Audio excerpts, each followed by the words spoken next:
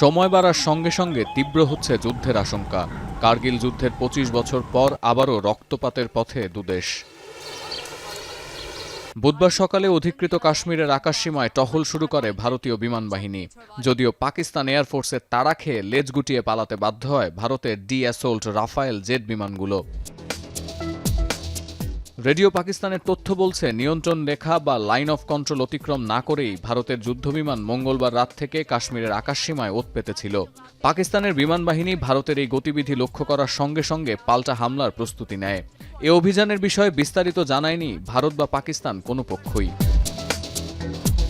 তবে সতর্ক ইসলামাবাদ।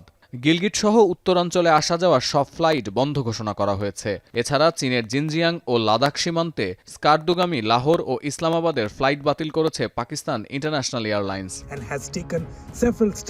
এদিকে হামলার পর টানা ৬ দিন ধরে নিয়ন্ত্রণ রেখায় গুলি বিনিময় করছে ভারত ও পাকিস্তানের সেনারা। যদিও ভারতীয় সেনাদের পিঠ বাঁচাতে ইসলামাবাদকে উস্কানিমূলক হামলা ও গুলি বিনিময় বন্ধের হুঁশিয়ারি দিয়েছে নয়াদিল্লি।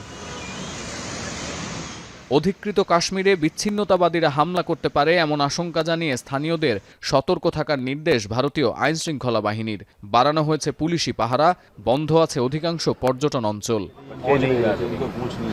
পেহেলগামে হামলায় পাকিস্তানের জড়িত থাকার কোনো আলামত সামনে আনতে না পারলেও একের পর এক হাই ভোল্টেজ বৈঠক করছেন প্রধানমন্ত্রী নরেন্দ্র মোদী। সবশেষ বুধবার বৈঠক করেছেন জাতীয় নিরাপত্তা ও পররাষ্ট্র বিষয়ক ক্যাবিনেট কমিটির সঙ্গে।